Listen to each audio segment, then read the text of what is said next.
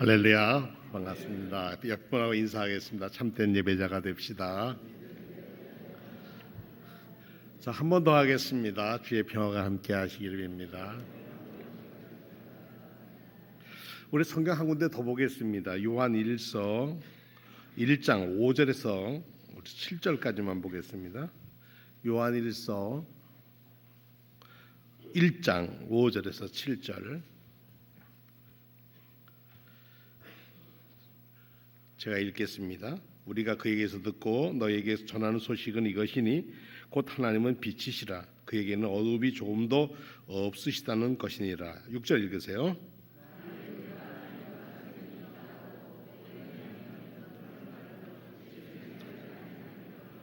함께 읽겠습니다. 그가 빛 가운데 계신 것 같이 우리도 빛 가운데 행하면 우리가 서로 사귐이 있고 그 아들 예수의 피가 우리를 모든 죄에서 깨끗하게 하실 것이요.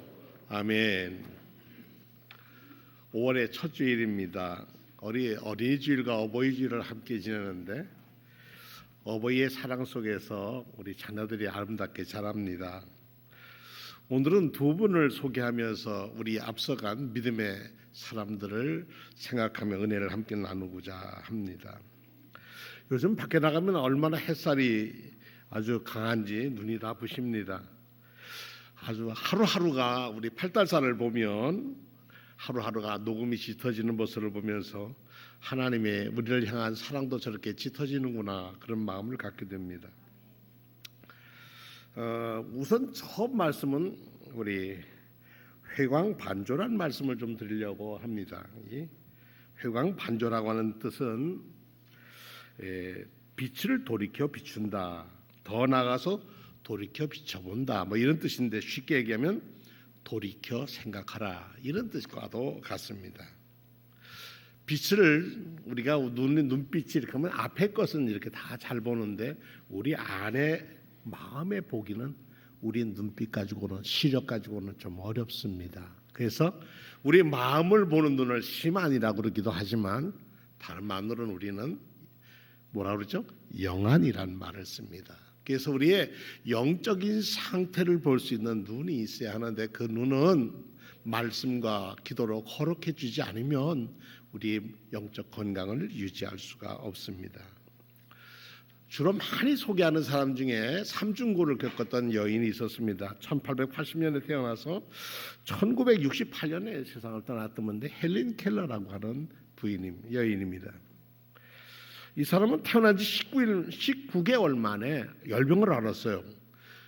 근데 아주 집안도 넉넉하고 부유했는데 고칠 수가 없어서 그 열병의 결과로 얻어진 게 뭐냐면은 말 못하고 보지 못하고 말 못하니까 뭣도 못해요? 듣지도 못하는 삼중고를 살았습니다.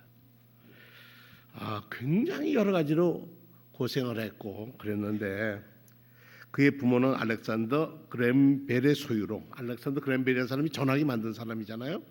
이 소리를 잘 전하는 사람으로 퍼킨스 맹학교에는 앤 셜리번이라고 하는 선생님을 소개합니다. 그래서 이 앤 셜리번 선생님이 가정교사로 옵니다.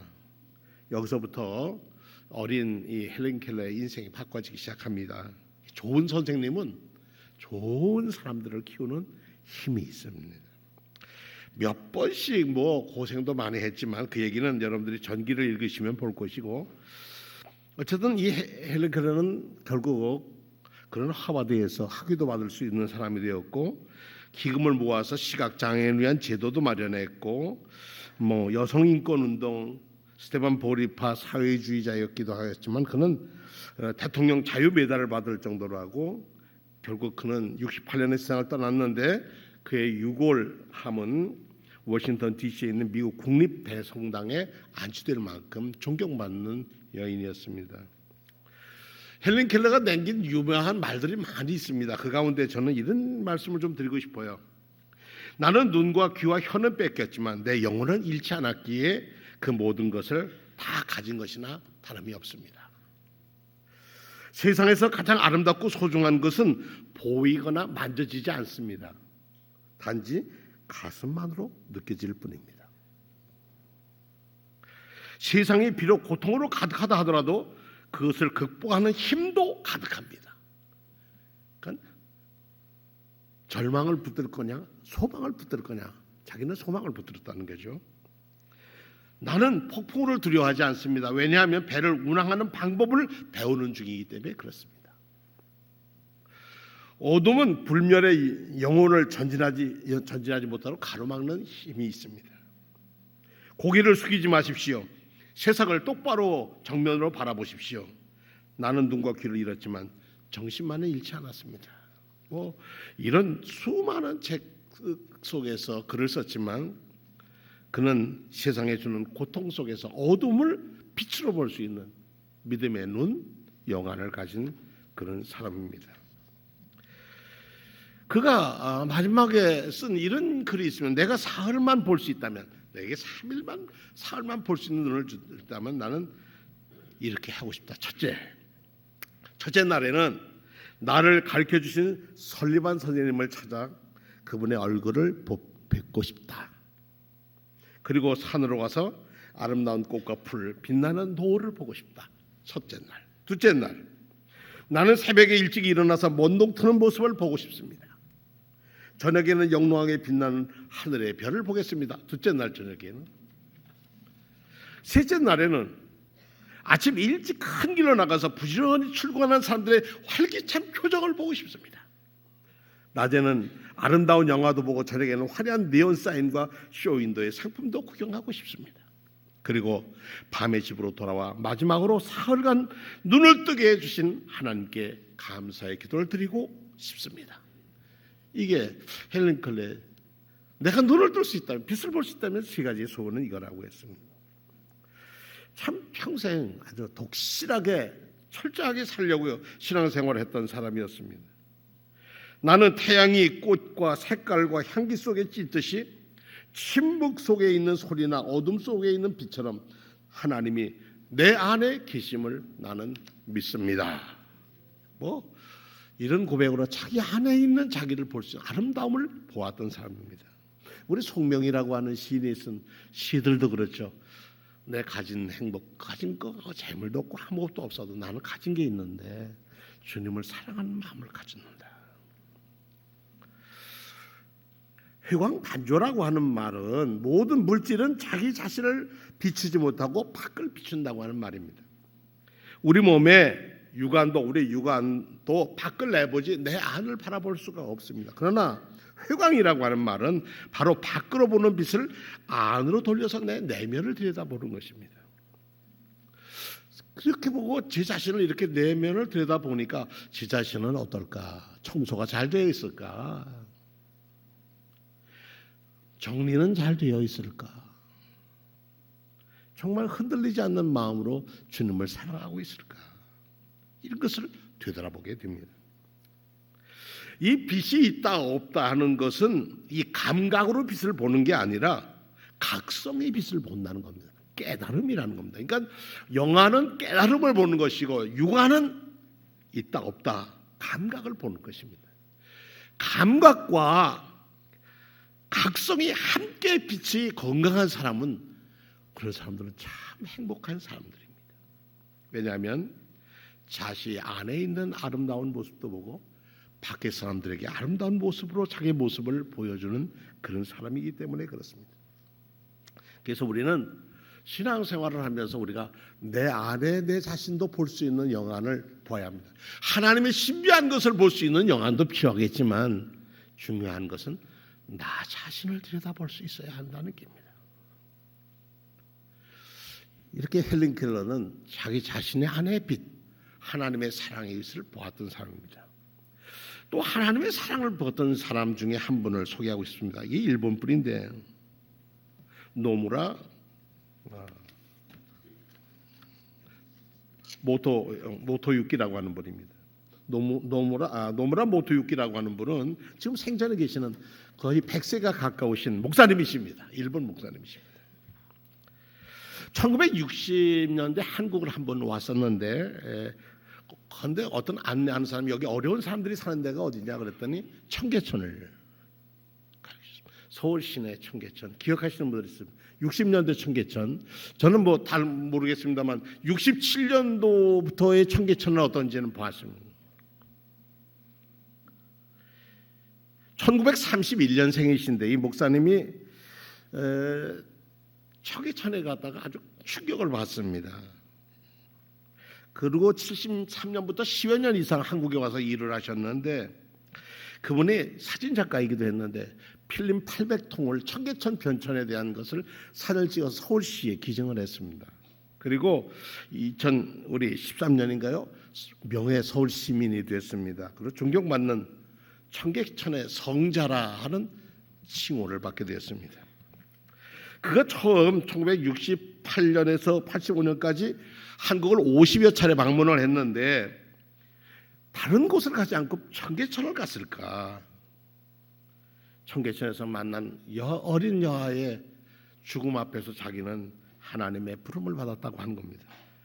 자기는 일본에 있는 집을 다 팔아서 한국에 보낸 돈이 7,500만 엔, 우리나라 돈 한 8억 1,500만 원 정도로 했고 그걸로 아이들 가르치는 시설도 짓고 급식하는 문제도 해결하고 여러 가지 애를 많이 썼습니다. 1972년 9월이었는데 중순에 무더운 여름이었는데 청계천에 있는 빈민군인 개미 마을이라는 곳으로 안내하는 목사님이 함께 갔답니다. 개미 마을은 뭐냐면 이제 앞으로 우리 동영상 좀 띄워줬으면 좋겠네요. 청계천 동영상인데 아마 이런 거 기억나시는 분들이 이분이 노무라 모토유키 목사님이십니다. 이 소녀상 앞에 지금 무릎을 꿇고 기도하고 사죄하면서 했던 최근에 노무라 모토유키 목사님 사진입니다. 그 다음 사진 한번 볼까요? 예, 다음. 요게 청계천에서 빨래를 하는 다음 사진이요. 요게 청계천의 사실들 한 부분의 모습입니다. 자, 이런 저 뒤에 보이는 것이 한양대학교 건물을 짓고 있는 그 당시였습니다.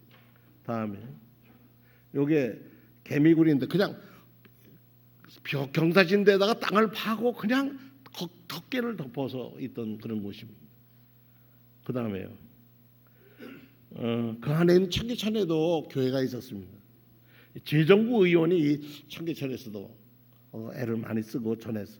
다음에 청계천이 철수당하는데 청계천이 철수하면서 성남으로도 가기로 하고 남양 쪽으로도 가기로 했습니다.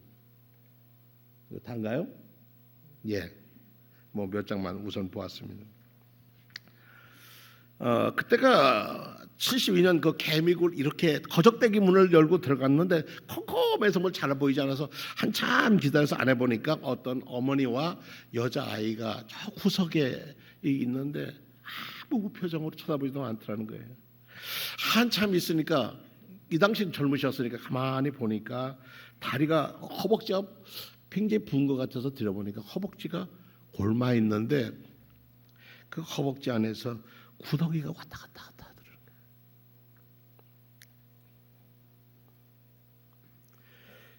그래서 이 노무라 목사님이 이 소녀에게 인사를 했대요. 그랬더니 아무 말도 안 하고 눈만 쳐다보고 있더라는 거예요. 근데 그때 그 눈동자가 예수님이 나를 보는 것 같았다. 이 소녀는 2달 후에 숨졌습니다. 근데 이 노무라 목사님은 그 허벅지에 있는 그걸 손으로 맨손으로 구데기를 하나하나 끄집어내면서 십자가를 내가 지고 찬송을 불렀다. 눈물로 불렀는데 이 아이 뭐 도저히 될 것 같아서 업고서 들쳐업고서 병원을 갔는데 병원에 갔더니 접수해서 돈을 내지 않으면 입원 안 됩니다. 입원 수술하니까 돈 내야 입원 수속을 합니다. 보증금을 돈을 내셔고 근데 자기 주머니를 닫아 보니까 일본으로 돌아갈 비행기표 값에서 20만 엔이 있어서 그것을 내고 병원에 입원시키고 수술을 다 시켰는데 끝내 소녀는 2달 만에 세상을 떠났답니다. 그때 노무라 목사님은 하나님께 무척 화가 났답니다. 하나님한테 화가 나서 하나님 이럴 수가 있습니까? 그리고 힘없이 죽어가는 소녀의 눈망울 속에서 강도 만난 사마리아 사람의 마지막 신음소리와 같은 소리가 자꾸 귀에 들리는데 그냥 있을 수가 없어서 자기가 이곳에서 일을 해야 되는구나 알고 청계천의 빈민들을 위해서 일하기 시작을 했습니다. 그때 일을 할 때 그 거덕대기 문을 열 때마다 자기의 마음의 문이 환하게 밝아지는 체험을 했다. 그 안은 컴컴한 개미굴 속이었지만 내 마음은 밝아지는 하나님의 은총 속에 있었다. 평생을 해서 90여 세가 되셨으면 마지막으로 얼마 전에 청계천을 다녀가셨다고 합니다. 자기가 남양만으로 간척지로 간 철거민들과 따라가서 뉴질랜드 종자 600마리를 사다가 80년대까지 소를 키워서 자립할 수 있도록 길을 열어줬고, 자가 야마시아현의 산골에 있는 자기 교회에서도 가장 거부소하게 주님을 섬기며 살아가고, 작년 2월 달에는 일본 대사관 앞에 평화의 소녀상을 찾아서 무릎 꿇고 일본군 위안부의 동원을 사죄했고, 재정구위원회 사망 13주기를 함께 참여하면서 그가 플룻을 꺼내서 노래를 불렀는데 그 소녀상 앞에서 울밑에선 봉선화를 불면서 일제 강점기 한국의 애환을 담은 이 노래가 위안부 할머니들에게 위로가 됐으면 좋겠다. 그리고 일본의 역사의식이 없다면 희망도 없다 한 사람이 바로 노무라 목사님이셨습니다. 노무라 목사님 지금 일본에 계시는데 자기 소원은 죽으면 한국에 자기가 묻히고 싶다고 하는 것이고, 돌아가면 일본의 우익단체에서 얼마나 협박이 많이 오는지 모른답니다. 그러나 그는 그렇게 생각한대요. 목소리를 내지 않을 뿐 난 지난 역사에서 가해자란 사실을 받아들이고 미안한 마음으로 사는 양심적인 일본인이 협박하는 사람보다 나는 더 많다고 나는 믿는다. 나는 그런 믿음으로 살아간다. 오늘 설교를 마무리하겠습니다. 오늘 하나님의 빛이라는 게 뭘까? 우리의 갈 길, 우리 시편 119편 105절에 보니까 주의 말씀은 내 발의 등이요 내 길의 빛이라고 그랬습니다. 우리가 예수 그리스도 주를 모셔서 살아온 지가 몇 년입니까? 대대로 살아오신 분들도 계실 겁니다. 그간 우리 교회는 뭐 다른 큰 일은 하지 못했지만 성도 여러분들 애써서 헌금하고 헌신하고 수고하셔서 우리 사랑의 손길이 900회가 넘었습니다. 토요일날 아침 새벽같이 오십니다. 점심때 한 끼 따뜻한 식사를 위해서 새벽같이 와서 기다립니다. 그분들이 오신 지가 900회 동안을 했는데 우리 사회봉사부장님 말씀 이제 10만 명이 넘으셨다고 합니다. 오서 식사하고 가신 분이 10만 명, 와서 섬긴 사람들이 봉사하시고 섬기신 분이 3만 명. 그러니까 우리 그간 이 900회 동안 13만 명의 식사가 우리 모시는 분이나 또는 대접하시는 그분들을 서로 사이에서 이루어졌습니다. 형제들아 서로 사랑하고 서로 우애하고 존경하기를 서로 먼저 하며 부지런하여 게으르지 말고 열심을 품고 주를 섬기라.